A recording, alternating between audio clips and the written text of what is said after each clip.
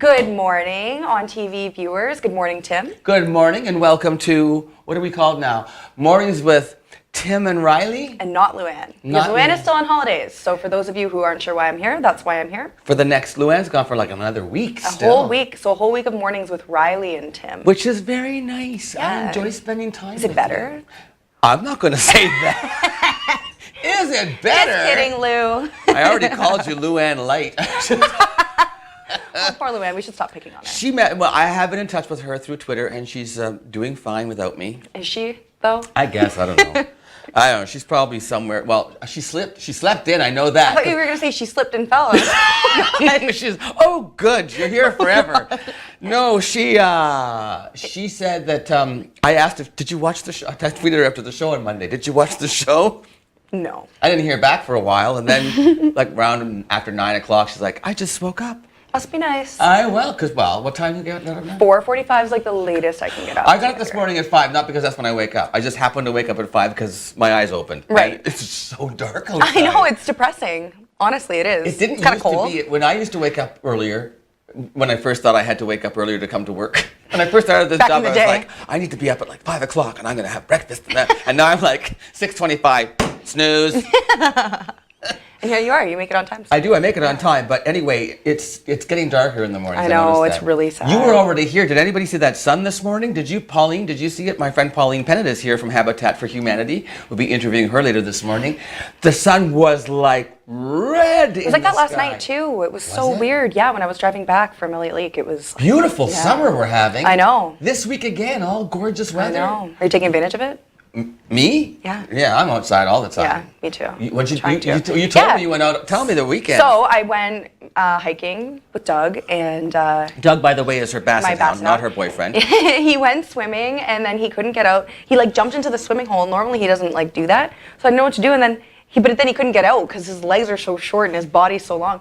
So he's like just looking up at me and I had to pick him up and pull him out like a baby in the tub. I know. I was like, was that worth it? Because he looked like he regretted it. He was like, Mom, help me. But then yesterday I went out to Elliott Lake with some friends and it was so nice. We just enjoyed the weather and we went boating and we jumped off some rocks and went swimming. And I didn't really tan, but...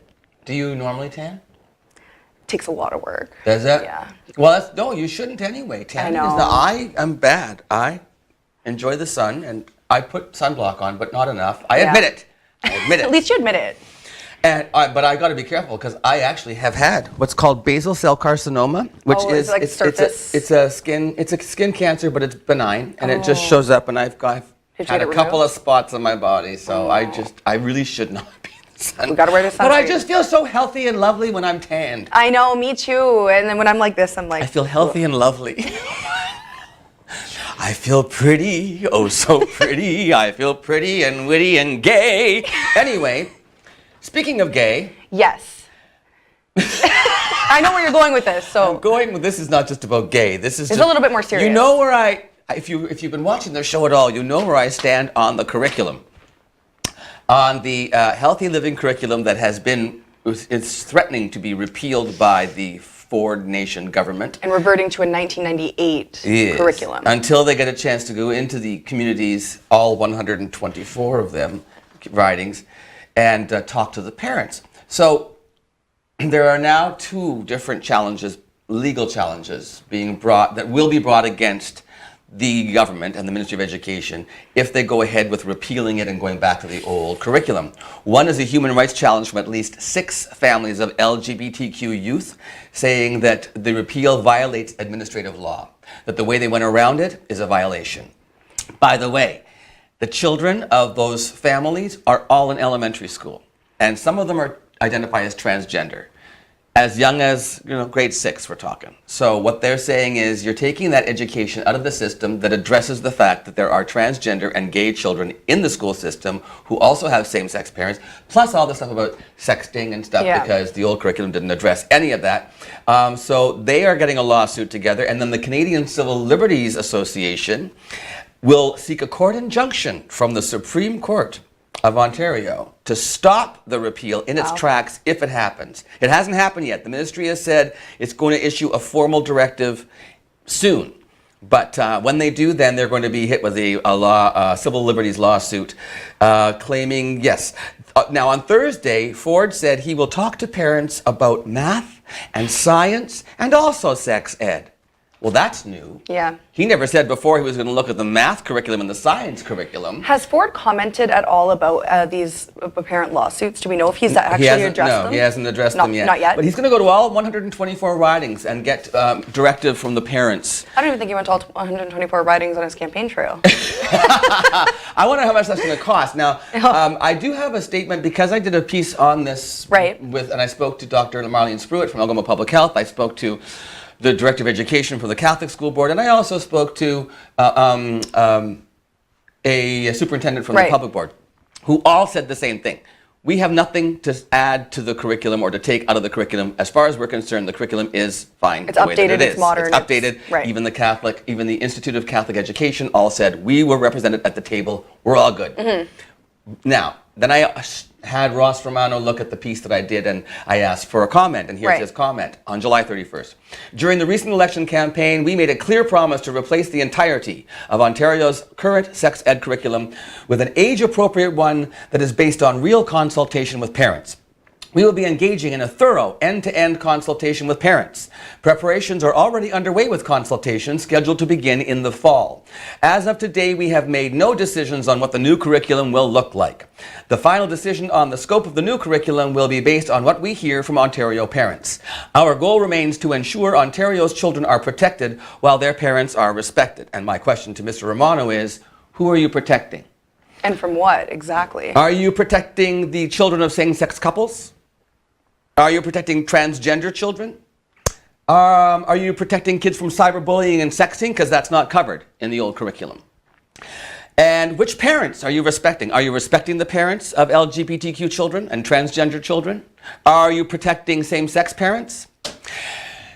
All they're asking is that you don't repeal the curriculum until you have done your new, whatever you're going to do, your consultation with parents. Leave it in place, don't repeal it, then replace it later once you've done your consultations. That's what they're saying. So we'll see how that unfolds. Yes. Happy Monday, everybody. Yeah. Sorry, I do get worked up about these things. As no, you it's can a pretty tell. hot topic right now. It is. It's very hot. Ruffling a lot of feathers. We had actually sent into us by a group of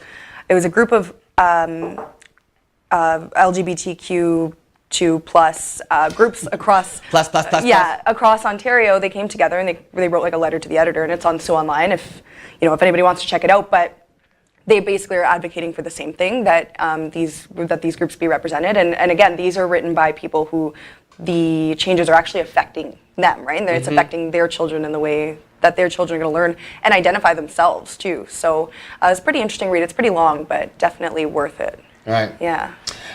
We have I told you Pauline Pennant is here today. Yes. Pauline's from Habitat for Humanity. She's been on the show before, and she's here to talk about some fundraising efforts that they've got going on, a big party that's coming up, and they need some help from the community. So stay tuned for Pauline's interview coming up first, and then later in the show, on Friday, Sarah Garcher arrived in town. Yes. Sarah is from St. Joe's Island, has lived a number of places, and she is an author, playwright. She's written 6 plays, and one of them is being featured at this Fringe Festival, which is going on in Sault Ste. Marie. Will resume on Wednesday. It had a great weekend. The show already ran for 3 performances, has more coming up, and she's being interviewed with a couple of cast members on the second segment. So, lots coming up, and you got the news. Yes, always got the news. On Mornings with Riley and Tim. We'll be back right after this brief message.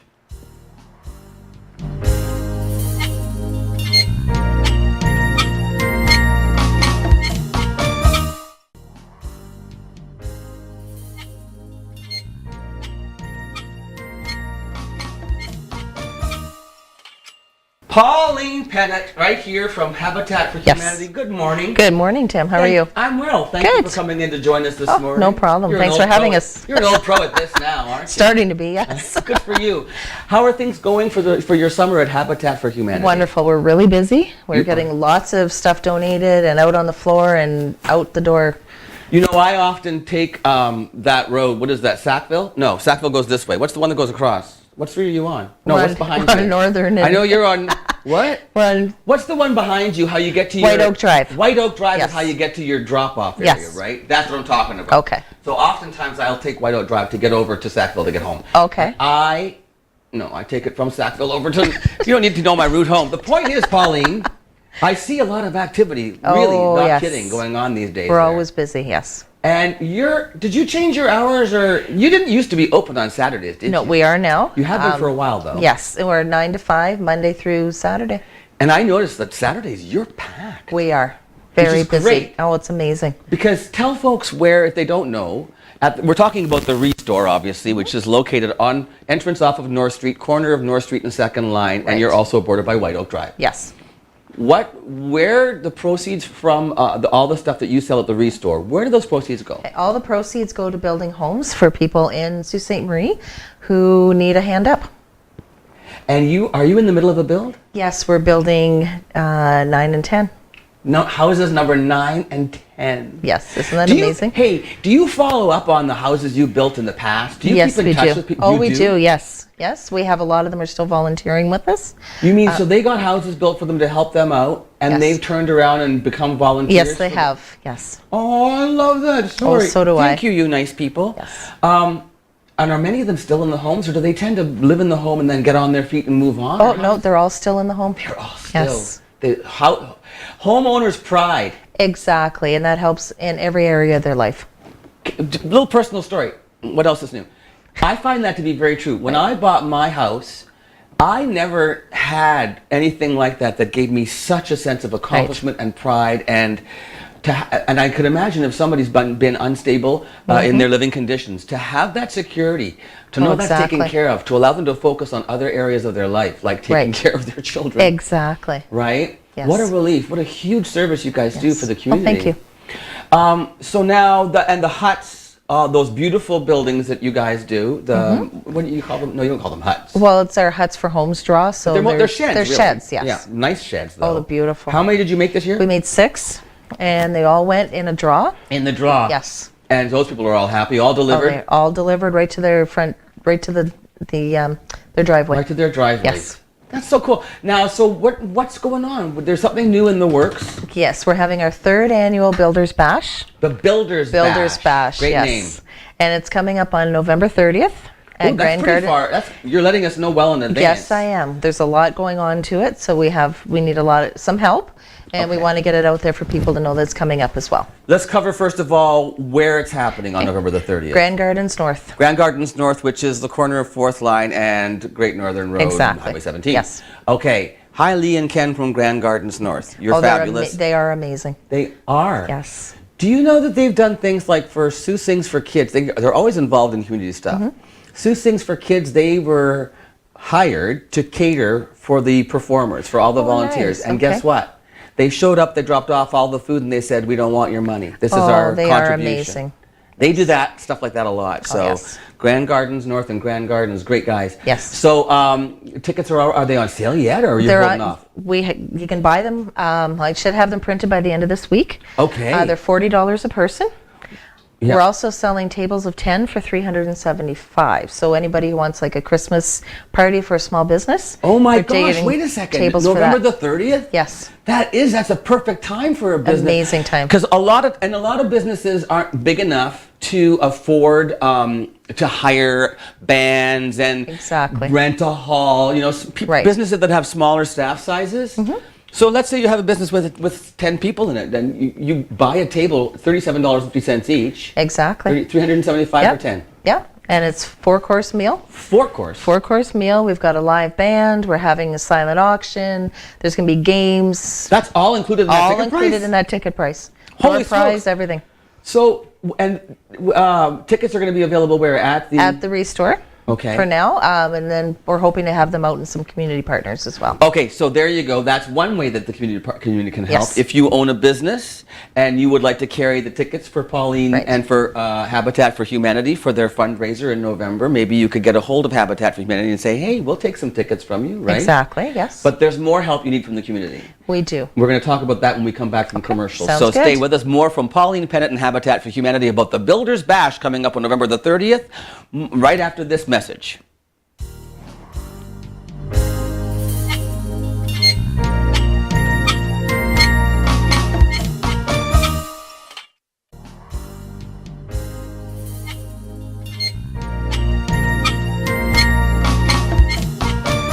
Welcome back to Mornings with Luann and Tim, with Riley standing in for Luann and Pauline Pennant in the Yes. hot seat. So let's talk again about the events actually at the Builders Bash on November the 30th at Yes. Grand Gardens North. Right. Games. Do you have Yes. an idea of what kinds of fun games you're playing, or are you still working on that We're stuff still out? working on some. Okay. We have a giant Jenga that we play. Oh, yes, yes. Yes, we do one. I haven't come up with the name for it yet, but it's hammering nails into wood and see who's the quickest. And Pauline, I have been to wedding showers, like stag Yes. and does, where you have to do that. I suck at that. Aw. But you know what? You'll make money off me when I come and try, because it Good. takes me forever. I just don't have good aim. You know? A lot of people don't. No, I know. So anyway, okay, that is a fun one. Right. And then you're looking for, you're going to go searching for ideas. I know you are. Oh yes, yeah. Are you going to use the other areas? Like, will the games be in the major room where the food and stuff is? Yes. It'll all be in the one It'll big, all the big be in hall? the one big hall, and we can do some overflow if we need to. Okay, For great. keeping it open for and us. the silent auction, because you could always move, if it gets really full, you could always Yes. move the silent auction items to another room. Oh, right? definitely, yes. And now this is where you're looking for some help, right? Yes, we are. Okay, so you And- already have apparently a couple of great prizes. We do have a few great prizes. Yes. I heard you mentioned Kuwait Casino. Yes. Tell me. One night stay free. Love it. And these are things you can just bid on, doesn't? Yes, right? Okay. exactly. Yeah, and we have Savoy's who has donated already as well. Savoy's Jewelers. I just Yes. saw them in the mall. They were Richard or Roger. I never know which one is which. I don't either. I think Richard is the Station Mall and Roger is Queen Street. Roger is, I don't know. Anyway, Okay. they're both wonderful. And one of their sons actually works Queen Street as well. Yes. Family business still. It's all these amazing. years. Yes. See, now this is what happens. If you contribute to Habitat for Humanity and you give her prizes, I will talk about your business on air like I just did for those places and like Grand Gardens and stuff. So be nice. Can't beat free advertising. Tell me how they will get recognition if they donate prizes. Okay, you'll be in Besides me talking about them on air, Pauline. You'll be in all of our social media, as well as we're going to do a little program for that night, so you'll be in there as well. And every person that comes in will get that program so they can take it home with them. Very nice. And would you also take things like if people wanted to donate things for like a goodie bag or something? Oh, definitely, we'll take You would that as accept well. that too? Yes, we would. Any sort of small like keychains or things like that to Anything, give away keychains, as a- pens, water bottles, Sure. anything. But then bigger prizes that you want to put on a table that people will go, ooh, and bid on, right? Yes, exactly. And the thing about silent auctions too is when you're going to this thing now, on November the 30th, remember, the bottom line is not to buy something for yourself. The bottom line is to buy something to get the money to Habitat for Humanity. To help us with our next builds. Because these businesses are donating their prizes, so even if you don't need that clock, maybe somebody you know would like that clock as a gift for Christmas. Exactly. So you're going to buy that for them, and the money that you're spending has been donated, so all the money goes to Habitat for Humanity. It's a great way to Christmas shop. It sure is, yes. See how clever I am? So when does the next build start? We don't know yet. We have to get the money first. Right, exactly. We have to finish this build first, and then we'll start a new one hopefully by next year. Do you have any idea what kind of money you guys need to do a build? Each build's about 150,000 to 175,000. Wow. That's a lot of money you guys have to Yes, raise. exactly. How much does the restore bring in usually? Do we know? It brings in quite a bit. Does it? Yes. Good for that. Yes. All right, excellent. And you know, by the way, if you need anything like tiles, little screws, gadgets, furniture, doors, window, Exactly. appliances, Yes. artwork, whatever. I mean, Yes. go to the restore, and the money you're buying, the money you spend on that goes, especially with school coming up. Yes. Kids coming back to university, you want to get them set up in a dorm room or lots something? of small little desks available and chairs and everything. Okay. What? So now the band. Yes. Because when you go to the party on November the 30th, Right. your Christmas party, you're going to get your 4-course meal. Right. You're going to get the games and music, live Yes. music for dancing. Yes, we're going to have a band, Fluid 5. They're new, right? They're new, they're up and coming, they're hot right now. They've had a few different venues that they played at, and it's a 5-piece band. Oh. And they play classic to new rock. And so there's another thing. Now we know in advance that Fluid 5 is going to be there. Yes. So if you get a chance to check out Fluid 5 between now and November, then you know what kind of great music you're going to get at the game. Exactly, yes. Okay, so Pauline, if people want to donate, if people Right. have these prizes, if businesses are going, I've got What about if somebody has something new, like let's say if you like to re-gift, for instance. Right. What if I have something that I won, or I have an unopened box of something that's brand new, never used? Could I donate that? Oh, definitely. That would be amazing. So if you've got something lying around your house that you got at one time that you've never used, or you won somewhere, Yes, or it doesn't re-gift fit your decor, yeah, we'll take it. Okay, cool. How do they reach out to you? They can contact me at Habitat Restore. It's 705-94, oh my goodness, 941-9646. You never called the number, do you? No, extension 224. Oh, okay. Try that again. 941-94, oh, see, now you got me. We all have Google. Yes, just Google it. Habitat for Humanity and call Pauline. Or just stop into the store. What about Facebook? Facebook, we're on there as well. And my email is pauline@habitatsue.ca. Habitat Sioux spelled SAULT. Good, that's the Canadian way. Yes, it is. Habitatsue.ca. Pauline at habitatsue.ca. Exactly. All right, Pauline Pennant from Habitat for Humanity, thank you again You're for sharing welcome. your time Thank you with for us. having me. All the best on this new venture. Come Thank you. back again. Of course you will. We've got Yes. lots of time between now and November. Let us know how things are going. If we can Wonderful. help do another plug for some Okay. prizes. And then we'll also do some ticket sale stuff. And Beautiful. maybe we'll do some giveaways or something. Oh, that some sounds ticket great. giveaways Yeah, let's here. do that. Okay, all right. Okay. So stay with us. The news is coming up with my co-host Riley Smith right after this on Mornings with Luann and Tim and Riley.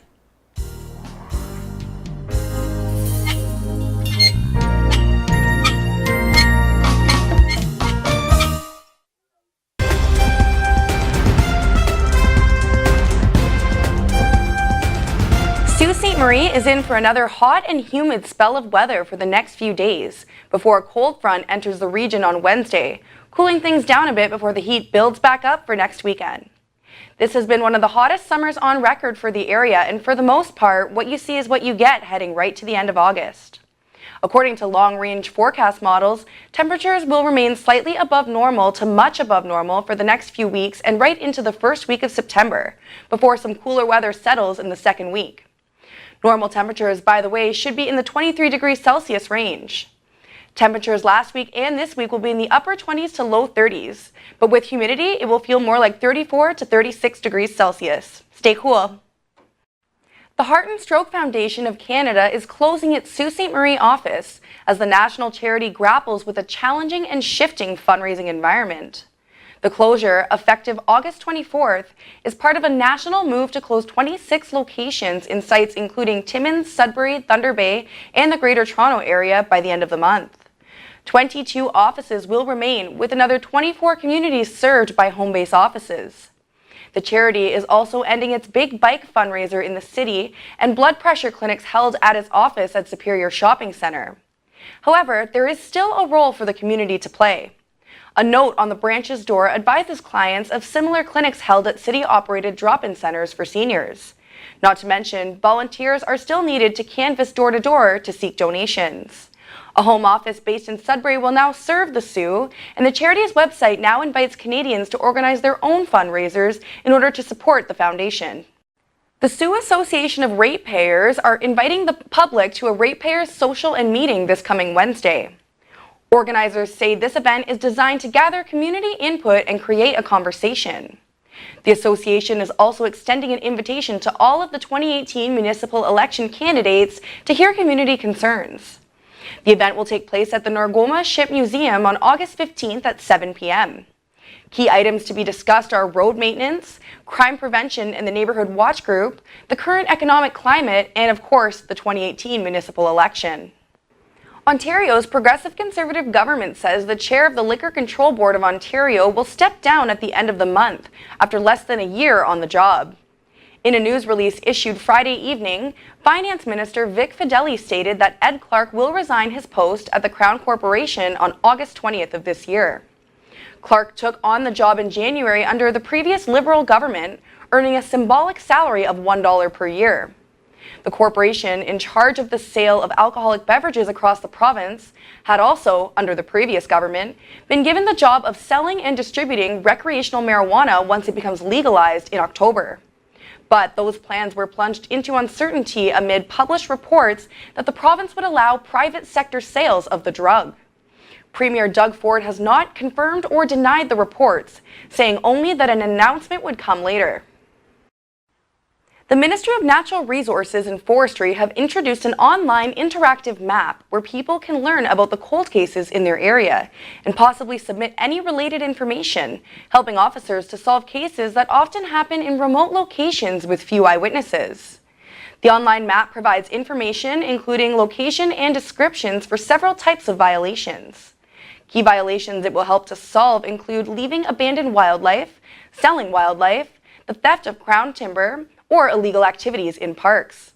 At this point, most of the violations are in Northern Ontario.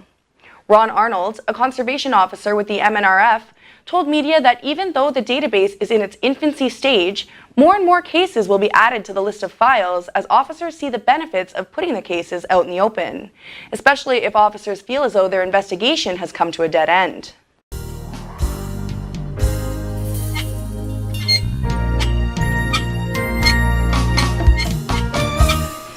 Guess what day it is? What day is it, Tim? It's National Left-Handed Day. And guess what? We are both left-handed. Both left-handed. Isn't that happy International Left-Handed? Thank you, Michael, for putting up that graphic.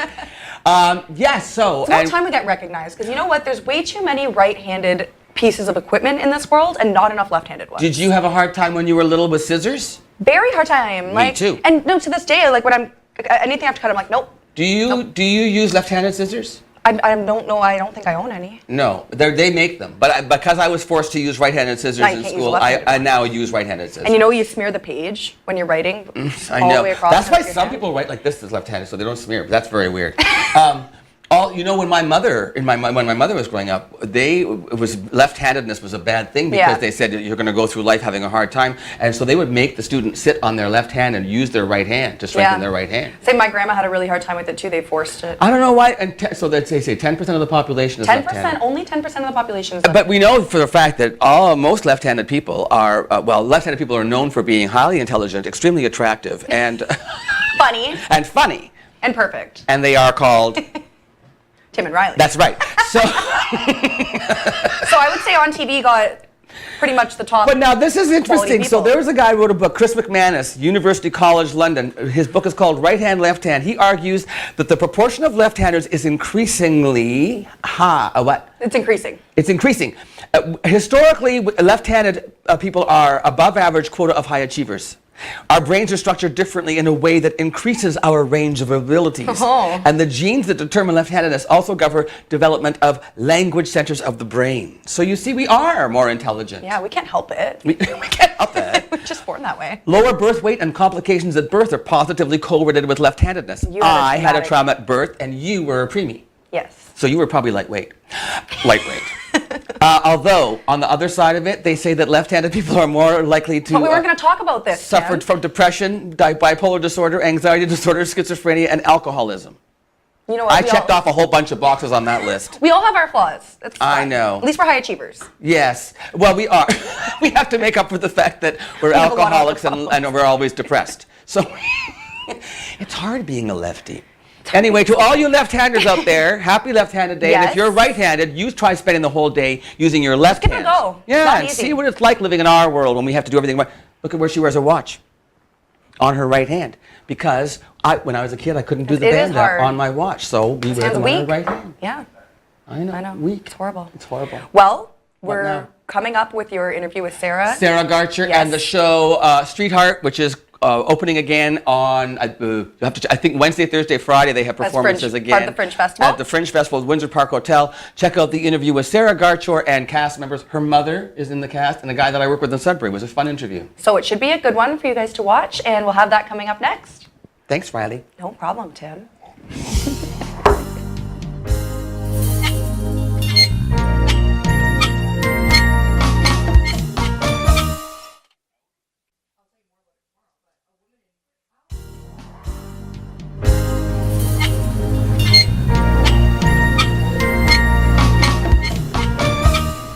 In the studio with me this morning, what a rowdy bunch we have today. I've got Sarah Garcher on my immediate left. I have her mother, Lois Apicquash, in the middle, Monkey in the middle, and then on the very end, it's Bill Sanders. We're reuniting for our first time in a long time. Long time. Guys, welcome to Sault Ste. Marie. Thank you. Welcome to On TV, and welcome to Fringe North, the International Theatre Festival. Now, Sarah family, the Garcher family, there's a lot of you in Sault Ste. Marie. We know the name here in Sault Ste. Marie. Lois, I'd never met you before, though. It's a pleasure. Where did you grow up, Sarah? I grew up on St. Joseph Island. You did so. I was born in the zoo. Beautiful. A couple of years there. Yeah. And then my hippie parents brought us to St. Joe's. Went to the island. And then the hippie parents drove us out to BC for a bit. Oh, did you live out in the West Coast? Yeah. On the West Coast? For a little bit. What's your... And then back to the island. Back to the island. What's your background in education and theater and stuff? Where'd that all come from? I kind of fell into it accidentally. Really? Yeah. I was an English major. Yeah. And I needed an elective. And my sister said, take a theater class. So I wasn't into theater in high school. No? My sister said, take a theater class. And so I took a theater class, and it was home. I switched my major, just jumped right into it. Did you see a difference in your daughter when theater came into her life, Lois? Absolutely. Yeah. Yeah. Oh, yeah. She just bloomed. She blossomed. You blossomed. Theater yeah. made you blossom. It did. Theater made Bill blossom too. He's like 7 feet tall now. Before Yeah. he found theater, he was a I was like 4 Very feet short. tall. he was a Very little short, person. yeah. Belle, we worked together at the Sudbury Theater Center many years ago. Many years ago, You're yes. still very involved though in theater and performance in Sudbury from different aspects. Yeah, I did about. Well, I went and worked full time at the theater center after I graduated. Well, actually, no, I didn't quite graduate. It was a pre-graduation, Okay. and worked there for a bit, and then worked for a murder mystery company for 20 years. Did you? And then when we had Fringe in Sudbury, actually, I did a show called Pounding Nails in the Floor with My Forehead, a Bogosian. I know that script. I have that at home. It's a wonderful script. It's crazy. I know, It's yeah. like bizarre. It's funny as all It's get out. funny, yes. Yeah. So now, Lois, your experience has not been as an actress until your daughter brought you on board for one of her shows, right? That's correct. Yeah. And go ahead. Which show? Oh, well, actually, Survivance was the first show that you did. Yeah. So did you write a role for your mom, or did a role just come along and you needed someone and you thought you'd give her a try? I needed someone. So it wasn't written it wasn't for her. custom written for No, you. no. So was it out of desperation that you cast your mother? Yes, It 100%. really seriously was, and it just turned out. Tell me the story. And so it was a read. She didn't have to memorize anything. Okay. You know, and I needed an Indigenous woman, and there's not a lot of Indigenous actors in Sudbury. Okay. So I said, Mom, let's do it. She took a little convincing. She loved the script and she loved the character, so she did it. And yeah, the rest is history. rest is history. I found out she was a wonderful actor. Who She's knew? got some chops, so I just put her in everything now. And she's a good support. Now, in the show that you were, you've written about I think authored 6 different plays? Mm-hmm. Wow. And directed as well, not just your own plays, but you've directed other works as well? Have you, or kind of. No. Not really, mostly your own stuff? Mostly my own stuff, yeah. How many years now for you? I only really started writing and getting into producing my own work in 2013. You've So done 5 a years. lot in 5 years. Yeah. Good for you. Yeah. How do you, are you finding it sustainable? I mean, are you actually making a living doing this? Yeah, I am. Do you know how rare that is? I know. Isn't that cool? I know. No, suckers. We're doing it. It's very rare. Now, I know. let's talk about how you came to know Bill then, because we obviously you know how you know your mother, but how did you meet Bill? Bill As a- was a professor of mine when I was in theater school. No So kidding. he, Yeah. he. I've regretted it for many, many years. He looks good for his age, doesn't Oh, he? he does. He's gorgeous, gorgeous man. 102. Yeah, so he taught me. Was she a good student? Excellent student. It was a specific studio course. It was acting for camera. Re- So it Go was. ahead, show us yeah. an emotion. So I'm gonna save it for the show. Okay. But also, Bill directed me in shows, so I learned by doing. You know, so I learned a lot of how I direct is from watching him. That must be Yeah. a bit of a ego boost for you. it Makes was you feel it was good. a surprise when she said it. No, that's But I mean, true, though. It's yeah, He's and awesome to I work mean, with. we all passed that stuff on, right? Because we were, we were people who, just needed to be around theater, and to be around people like Tony Lloyd at the theater Center, and just watching him and his process. People like Bill Hart at the university, who, he's one of the founders of the STC, and watching his process, and Jim Guido, Gordon McCall, their process, they're all different. Right. And there's so many great things that they do, and I had the luxury of keeping the great things. Right. Right. Which is what I did. I kept his great things And I discarded got all the rid crap of the that he- All the rest. crap Yeah. that I. You know that it is true though. Every director you work with, I've never had the same a different director direct me the same way. Every director is different, just like every human being is different, and every manager is different. Everybody has their own style, their own techniques, and you're right. I mean, you take that with you. It's a constant learning process. Yeah. Now, when we got to take a quick break. We have to Okay. get to a commercial, but when we come back, we're going to talk a little bit about Streetheart, which is the show that you have brought to the Fringe here in Sault Ste. Marie. Very excited to see it. You're playing a number of roles. Lois plays one part. You play 6 different parts. Lois has one role. Bill Hammett, you have an anchor role as well, don't you? I played Buckets. Buckets, kind of an anchor role. When we come back, we'll talk about how Streetheart, how it became to be what it is, and what we can expect from the show at the Fringe here in Sault Ste. Marie. Okay. Awesome. Okay, we'll be back with more from the cast of Streetheart, as well as its director and creator, Sarah Garcher, right after this.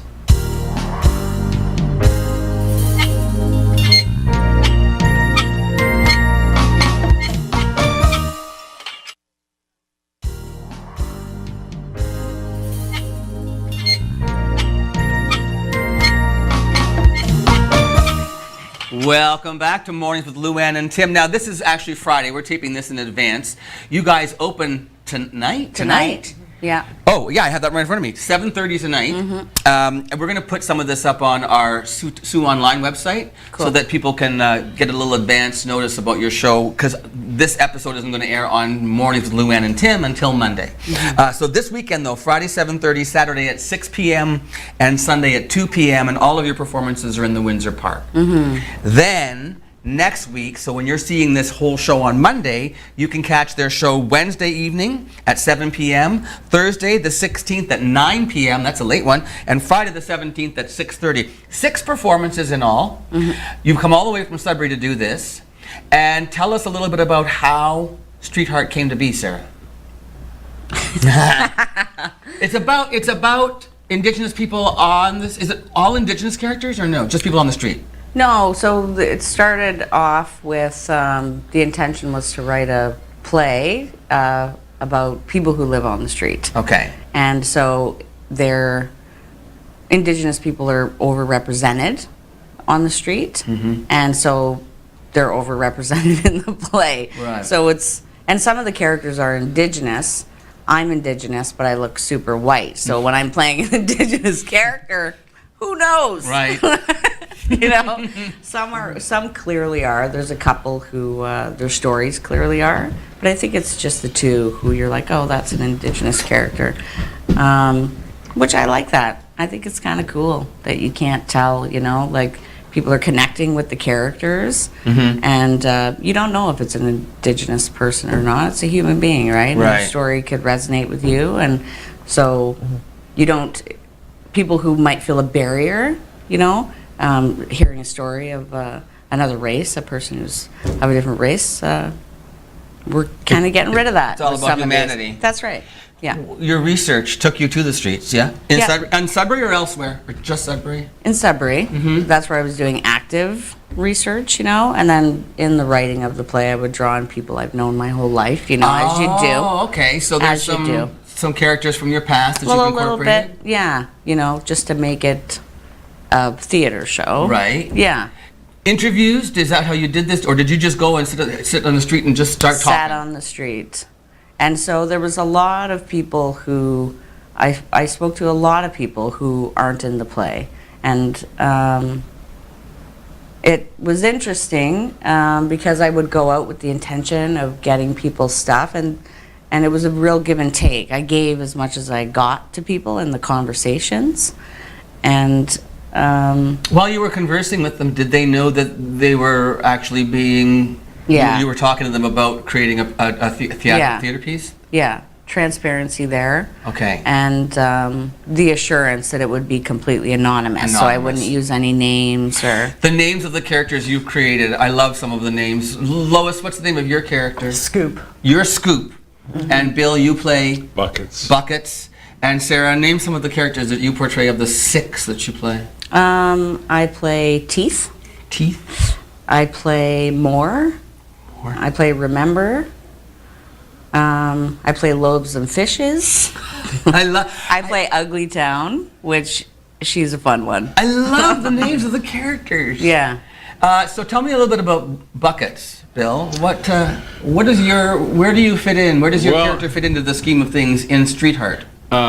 Originally, when I did it in front of an audience, it was a monologue that I did at the top of the show. And then Sarah changed it to be more, to have buckets peppered throughout the show. And because I'm this wise old sage that, you know, has constant access to antibiotics. So I think that and to be part of that first one where it was not just a monologue, but a monologue at the beginning, and then to see it transition to this, I feel that it is a lot stronger because he does help to anchor the characters like Teeth, More, and Remember, and there's interactions within that, especially with Teeth, right? So, and I think Sarah's characters feel safe with Buckets, right? Okay. So. And Lois, now let's talk a little bit about Scoop. Where does she? What's her story? Well, she's a product of the '60s Scoop. Oh, okay. Yes. So she's very resilient. She's in recovery. She's very strong. She's very committed to the streets and the people on the streets. Yeah, she's really courageous, and so she tells. Throughout her monologue, she tells the story of basically her resiliency, and yeah, she's an amazing street person. Is it beautifully written? Yes, it is beautifully written. I pay the minimal amounts of money to say the things. Yeah. Oh yeah. So has the play transformed? Has it morphed over? When did you first write Streetheart? I think I wrote it. I think I started writing it in 2012, so I think it was over the course of a year, maybe, where I was doing these, where I wrote it, where I was meeting people, and I think it was over the course of a year. And then we had a first read, and then we did, because I'm a director and real ambitious, I'll be like, we're just doing a read, but could you memorize it? So yeah, we've done a few of those. And now it's morphed into what it is right now. Do you think it's going to stay as is? Are you content with it now? I don't know if I'm ever content with anything I write. It can always be better, but it is, it's good enough right now. All right. I'm satisfied with it right now. Well, I wish you all the best. Break a leg tonight when you open. Once again, Friday, August 10th at 7:30, Saturday the 11th at 6 p.m., and Sunday at 2 p.m., and then again next week, Wednesday the 15th at 7 p.m., Thursday the 16th at 9 p.m., Friday the 17th at 6:30 p.m. Such a pleasure to welcome you here. Awesome. And have a great Fringe Festival, guys. Thank you. Thanks. You too. Okay, we'll see you down see there. your show. We'll see you down there too. Don't miss this one, Streetheart, written and directed by Sarah Garcher, starring Sarah Garcher. Trudy Jones makes an appearance. Our local Trudy Jones performs some fantastic music as part of the show. Lois Apakwash and Bill Sanders. We'll see you later on Mornings with Luann and Tim. We'll be back right after this.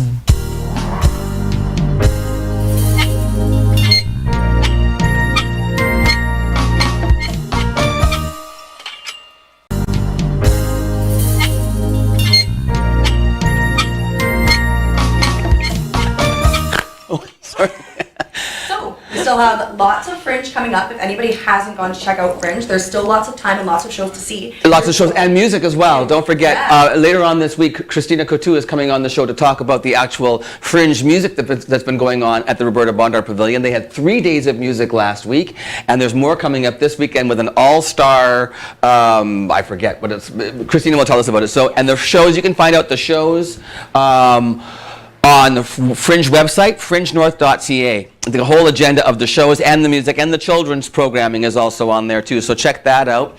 We are 64 days away, Riley, from marijuana being legal. I know. And you know what?